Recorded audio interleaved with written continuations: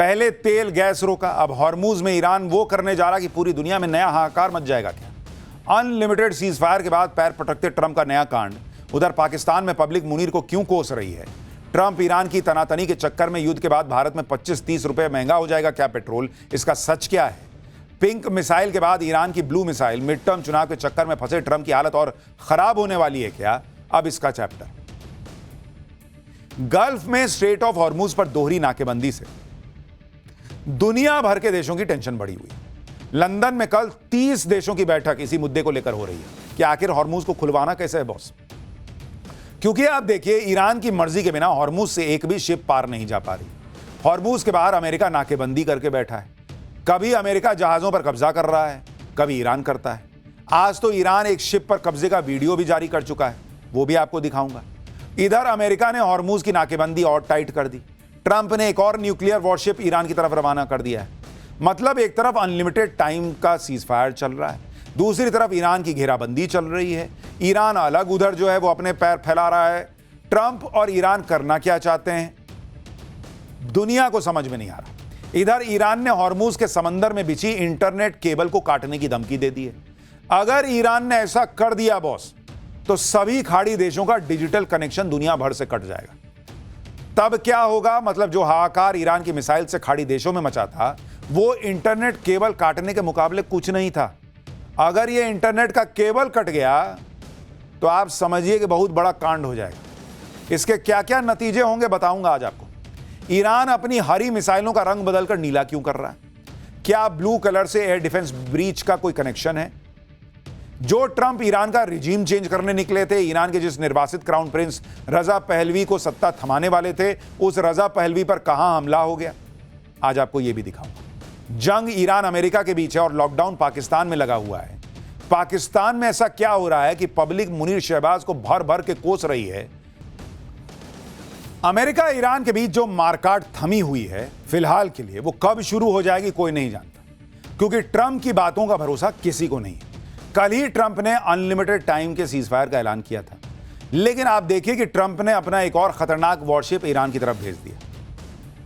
इसलिए सवाल यह है कि क्या ट्रंप सीजफायर के बहाने जंगी तैयारी के लिए टाइम जो है वो बाई कर रहे हैं, मतलब समय काट रहे हैं। इस युद्ध में आगे क्या होगा, हॉर्मूज खुलेगा कि नहीं खुलेगा, ट्रंप न जाने कब आकर कह दें कि सीजफायर खत्म, अब ईरान को मिटा दूंगा, अब यह सवाल खड़ा हो रहा है। इन्हीं आशंकाओं के बीच हमारे यहां भी कुछ लोग एक्टिव हो गए। पेट्रोल डीजल को लेकर झूठ फैलाने लगे कि जैसे ही अभी ये राज्यों में चल रहे चुनाव खत्म होंगे, सरकार तेल के दाम बढ़ा देगी, वो भी 2-4 रुपया नहीं, कह रहे हैं कि 25-30 रुपया पर लीटर बढ़ा देगी। माना जा रहा है कि ये गलत खबरें बंगाल, तमिलनाडु समेत कई राज्यों में चुनाव की वजह से सोशल मीडिया पर फैलाई जा रही। लेकिन पेट्रोलियम मंत्रालय ने पेट्रोल और डीजल की कीमतों में बढ़ोतरी से जुड़ी खबरों को फर्जी और भ्रामक बताया।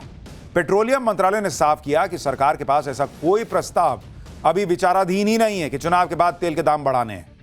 मंत्रालय की तरफ से यह भी कहा गया कि इस तरह की खबरें नागरिकों को भय और दहशत फैलाने के उद्देश्य से फैलाई जा रही हैं और पूरी तरह शरारतपूर्ण और भ्रामक है। यानी 25-30 रुपया पर लीटर तो छोड़िए, तेल की कीमतें बढ़ाने का कोई प्रस्ताव ही अभी चर्चा में नहीं है, सरकार कह रही है। तेल के दाम बढ़ने वाली खबरों में दम इसलिए भी नहीं है क्योंकि हॉर्मुज स्ट्रेट में भले ही ईरान तेल के जहाजों को निकलने नहीं दे रहा, लेकिन जो जहाज भारत के लिए तेल लेकर आ रहे हैं उन्हें ईरान आने दे रहा है। बुधवार को ही देश गरिमा नाम का एक भारतीय जहाज हॉर्मुज स्ट्रेट को पार करके मुंबई पहुंचा है। इस जहाज को भारतीय नौसेना ने एस्कॉर्ट किया।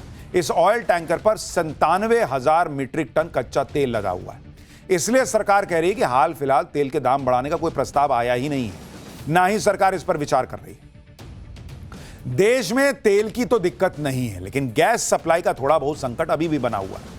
इसलिए सरकार ने गैस के नए कनेक्शन पर रोक लगा दी, ताकि जिन लोगों के पास गैस का कनेक्शन पहले से है उन्हें कम से कम गैस वक्त पर मिलती रहे। भारत के पेट्रोलियम मंत्रालय ने कहा है कि फिलहाल स्थिति सामान्य होने तक नए कनेक्शन नहीं दिए जाएंगे।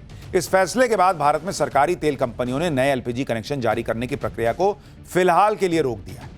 यानी अगर आप नया गैस कनेक्शन लेने के बारे में सोच रहे थे तो अभी आपको कुछ दिन इंतजार करना पड़ेगा, ताकि अभी जिनके पास कनेक्शन है उनको भरपूर गैस मिलती रहे और उन्हें कोई दिक्कत ना है। सुनिए सुजाता शर्मा ने क्या बताया। भारत सरकार का ये प्रयत्न रहा है कि देश के लोगों को कम से कम परेशानी का सामना करना पड़े। इसी क्रम में मैं आपको बताना चाहूँगी कि हमारे डोमेस्टिक घरेलू एलपीजी सप्लाईज नॉर्मल हैं। कल भी 52 लाख से अधिक घरों को एलपीजी सिलेंडर्स की सप्लाई की गई है। बुकिंग पहले से अब कम हुई है, लगभग 44 से 45 लाख के करीब प्रति रोज बुकिंग हो रही है। देखिए, तेल और गैस की किल्लत अपनी जगह है, लेकिन सोचिए कि अगर आपके फोन में इंटरनेट ही नहीं चलेगा तो क्या कीजिएगा। युद्ध में ईरान ने कुछ अब ऐसी ही धमकी दे दी, क्योंकि हॉर्मुज स्ट्रेट केवल तेल और गैस का ही चोक पॉइंट नहीं है, यह इलाका इंटरनेट सी केबल का भी चोक पॉइंट है। तेल और गैस के जहाजों को रोककर ईरान ने पहले ही जबरदस्त प्रेशर बनाया हुआ है। अब अगर इंटरनेट केबल काट दिया भाई ने, तो सोचिए सबकी क्या हालत होगी। ईरान ने यह धमकी हॉर्मुज के बाहर अमेरिका के ब्लॉकेड से परेशान होकर दी है। ईरान कह रहा है कि वो समंदर के नीचे जो इंटरनेट केबल बिछी हुई है सब काट देगा। अगर ईरान ने ऐसा कर दिया तो पूरी दुनिया में हाहाकार मच जाएगा। कई देशों की इकोनॉमी ठप पड़ जाएगी। किन देशों पर क्या असर पड़ेगा आपको आगे बताऊंगा, लेकिन पहले मैप के जरिए देखिए कि ईरान समंदर के नीचे जिन इंटरनेट केबल को काटने की धमकी दे रहा है वो केबल्स बिछी कहां देख रहे हैं। ये जो आपको पीली पीली लाइन दिख रही है वो हाईवे है, वो सब केबल है। किन किन देशों को इंटरनेट सप्लाई करती है। ईरान ने हॉर्मुज के गुजरने वाली अंडर सी इंटरनेट केबल्स का एक मैप जारी किया और इस मैप के मुताबिक हॉर्मुज स्ट्रेट में समंदर के नीचे 7 मेन इंटरनेट केबल बिछी हुई है। ई कॉमर्स, क्लाउड सर्विस और कम्युनिकेशन के लिए दुनिया का 97% से ज्यादा इंटरनेट ट्रैफिक इन्हीं केबलों से होकर गुजरता है। दुनिया का, खाली गल्फ का नहीं। ईरान ने इन केबल्स को खाड़ी देशों की डिजिटल अर्थव्यवस्था के लिए एक वल्नरेबल पॉइंट बताया है।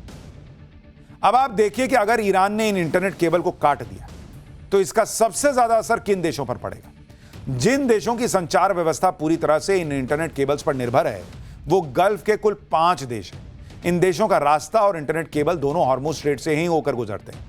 पहले तो यूएई है, दूसरा है सऊदी अरब, तीसरा है कतर, चौथा बहरीन और पांचवा है कुवैत। अगर इंटरनेट केबल कट गया बॉस तो इन देशों की कनेक्टिविटी भी खतरे में पड़ जाएगी, क्योंकि इन खाड़ी देशों की इंटरनेट लाइफलाइन इन्हीं केबल्स पर टिकी हुई है। अगर 1-2 केबल कटती है तो असर सीमित हो सकता है, लेकिन अगर एक साथ कई केबल्स को नुकसान हुआ तो इंटरनेट स्पीड स्लो हो सकती है, वेबसाइट्स डाउन हो सकती हैं, बैंकिंग, क्लाउड के साथ साथ डिजिटल सर्विसेज पर असर पड़ सकता है। भारत इस मामले में पूरी तरह सिक्योर और सेफ नहीं है। भारत का करीब 60% इंटरनेट ट्रैफिक पश्चिम की तरफ यानी मिडिल ईस्ट और यूरोप जाने वाली केबल से होकर गुजरता है। इसका मतलब है कि अगर हॉर्मुज में इन केबल्स को नुकसान होता है तो भारत में भी इंटरनेट पर असर पड़ सकता है। भारत में इंटरनेट स्लो हो सकता है, खासकर इंटरनेशनल वेबसाइट्स, क्लाउड सर्विसेज और ऑनलाइन पेमेंट सिस्टम पर असर पड़ सकता है। हॉर्मुज के पास ईरान कुछ भी कर सकता है, क्योंकि हॉर्मुज पूरी तरह से ईरान के कंट्रोल में है और वहां परिंदा भी पर नहीं मार सकता। यह बात ईरान ने युद्ध के इतने दिनों में साबित करके दिखा दी है। आप देखिए कि कल ही ईरान ने यह भी दिखा दिया कि कोई जहाज उसकी परमिशन के बिना हॉर्मुज से जाता है तो उस जहाज के साथ ईरान क्या कर सकता है। कल हॉर्मुज के आसपास ईरान ने जिस कंटेनर शिप पर फायरिंग के बाद कब्जा किया था, उस शिप पर कब्जे का वीडियो ईरान की सेना IRGC ने जारी किया है। वीडियो में दिखाया जा रहा है कि कुछ ईरानी सैनिक एक स्पीड बोट में बैठकर कंटेनर शिप के पास जाते हैं। इसके बाद मास्क लगाए ईरानी सैनिक धड़ाधड़ सीढ़ी चढ़कर MSC फ्रांसेस्का नाम की शिप पर चढ़ जाते हैं। देख रहे हैं, फिल्मी सीन लग रहा है कि स्पीड बोट पे गया, ऊपर चढ़ गया। सभी सैनिकों के हाथों में राइफल है। IRGC के ये नकाबपोश कमांडो तलाशी लेते हुए इंजन रूम में घुस जाते हैं, दिखते हैं, फिर आगे सैनिकों को जहाज के ऊपरी डेक पर चढ़ते हुए दिखाया जाता है। बताया जा रहा है कि MSC फ्रांसेस्का ईरानी सैनिकों ने उस वक्त इस पर गोलीबारी की जब वो ईरान के समुद्री तट से करीब 6 मील दूर था। यह शिप भारत आ रहा था। इसके अलावा कल ईरानी सैनिकों ने एक और शिप पर फायरिंग की थी। उस जहाज पर भी भारतीय क्रू सवार थे। आज विदेश मंत्रालय की तरफ से इस घटना के बारे में क्या बताया गया है वो भी सुनिए। So just to say that, in these 2 ships which were fired, they are foreign owned. There are some Indian nationals on them, on board these ships. They are safe. As far as our ships are concerned in the Persian Gulf, we continue to remain in close conversation with Iranian authorities so that they can safely exit Persian Gulf and reach India. Iran ने जहाजों पर कब्जा करके Trump को challenge दिया है, क्योंकि Trump कह रहे हैं कि अमेरिका ने हॉर्मुज के जवाब में ईरान की जो नाकेबंदी की है उससे ईरान को हर दिन $500 मिलियन का नुकसान हो रहा है। लेकिन ईरान तो ट्रंप के दावे को हवा में उड़ा रहा है और कह रहा है कि हॉर्मुज से तो उसे जबरदस्त कमाई हो रही है, वो भी बिना तेल बेचे। ईरान की यह नई कमाई हॉर्मुज स्ट्रेट में जहाजों से टोल वसूल कर हो रही है। कुछ दिन पहले ईरान ने ऐलान किया था कि वो युद्ध में अमेरिका और इजराइल ने उसे जितना नुकसान पहुंचाया है उसकी भरपाई वो हॉर्मुज से गुजरने वाले जहाजों से टोल वसूल कर करेगा। इसी के बाद ईरान ने अपने मित्र देशों के जहाजों को छोड़कर बाकी सभी देशों के जहाजों से टोल वसूलना शुरू कर दिया। अब ईरान ने दावा किया है कि उसने हॉर्मुज में टोल वसूली से पहला रेवेन्यू हासिल कर लिया। रिपोर्ट्स के मुताबिक ईरान टोल के नाम पर हर ऑयल टैंकर से $20 लाख ट्रांजिट फीस वसूलता था।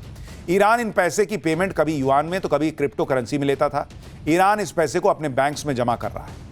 यानी ट्रंप ईरान को नुकसान पहुंचाने की जितनी कोशिश कर रहे हैं, ईरान उस नुकसान की भरपाई उस रास्ते से निकलने वाले तेल के टैंकर से कर ले रहा है। यानी यहां भी ट्रंप की चाल नहीं चली। इधर ईरान पर दबाव बढ़ाने के लिए अमेरिका ने हॉर्मुज के बाहर नाकेबंदी और कड़ी कर दी। अमेरिकी नेवी के कई जहाज पहले से ईरान के पास समंदर में एंकर डाले हुए हैं। अब ट्रंप ने एक और वॉरशिप को ईरान की तरफ रवाना किया। अमेरिका के इस वॉरशिप का नाम है USS जॉर्ज H.W. बुश। यह अमेरिका का परमाणु ऊर्जा से चलने वाला सुपर कैरियर है। माना जा रहा है कि अगले 3 से 5 दिनों में यह जहाज मिडिल ईस्ट में पहुंच जाएगा। ईरान से भिड़कर ट्रंप हर दिन अपनी बेइज्जती करा रहा है। खुद ईरान ट्रंप के हर बयान के बाद उनका मजाक उड़ाता है। कल ट्रंप ने जब सीजफायर बढ़ाने का ऐलान किया तो ईरानी मीडिया में ट्रंप का खूब मजाक उड़ाया गया और इसकी खींच मिटाने के लिए ट्रंप अब भारत और चीन जैसे देशों पर उल्टे सीधे बयान देकर लोगों को ध्यान डाइवर्ट कर रहे हैं। लेकिन यहां भी ट्रंप की फजीहत हो। ट्रंप ने जन्मजात नागरिकता पर एक लेटर शेयर किया जिसमें भारत के लिए नर्क शब्द का इस्तेमाल किया। इसमें लिखा है कि यहां पैदा होते ही बच्चा तुरंत नागरिक बन जाता है और फिर वे चीन, भारत या दुनिया के किसी और नर्क जैसी जगह से अपने पूरे परिवार को यहां बुला लेता है। यह देखने के लिए आपको बहुत दूर जाने की जरूरत नहीं है। अब यहां अंग्रेजी नहीं बोली जाती। आज जो प्रवासी वर्ग यहां आ रहा है उनमें इस देश के प्रति लगभग कोई निष्ठा नहीं है, जो कि हमेशा से ऐसा नहीं था। ईरान ने ट्रंप की हालत खराब करके रखी हुई और भाई साहब अनाप शनाप कुछ भी बोल रहे हैं। ईरान ने तो अपनी मिसाइलों का रंग भी बदलना शुरू कर दिया है। ईरान की हरी मिसाइलें अब नीले रंग में रंगी जा रही। ईरान ने इससे पहले अपनी मिसाइलों को पिंक कलर में रंगा था और अब ब्लू कलर में ईरान ने इसे रंगना शुरू कर दिया है। ईरान कह रहा है कि पिंक मिसाइलें ईरान की बेटियों को समर्पित थीं, ब्लू कलर की मिसाइलें ईरान के लड़कों को समर्पित हैं।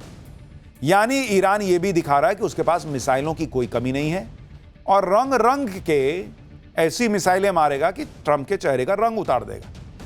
ईरान के मामले में ट्रंप की बेइज्जती से पूरी दुनिया जो है ना वो वाकिफ है। साथ ही साथ पाकिस्तान और मुनीर की भी तगड़ी बेइज्जती हो रही है। हालांकि उनकी इज्जत ज्यादा है नहीं, फिर भी थोड़ी बहुत तो हो ही रही है। ट्रंप किसी भी तरह से ईरान युद्ध से निकलने की कोशिश कर रहे हैं और इसके लिए पाकिस्तान में ईरान के साथ नेगोशिएशंस चल रही थी। पाकिस्तान में एक राउंड की बात भी हो चुकी थी और दूसरे दौर की बातचीत के लिए पाकिस्तान ने तगड़ी तैयारी कर ली थी। इस्लामाबाद में सब बंद कर दिया था कि सब आएंगे तो भाई सिक्योरिटी देनी पड़ेगी।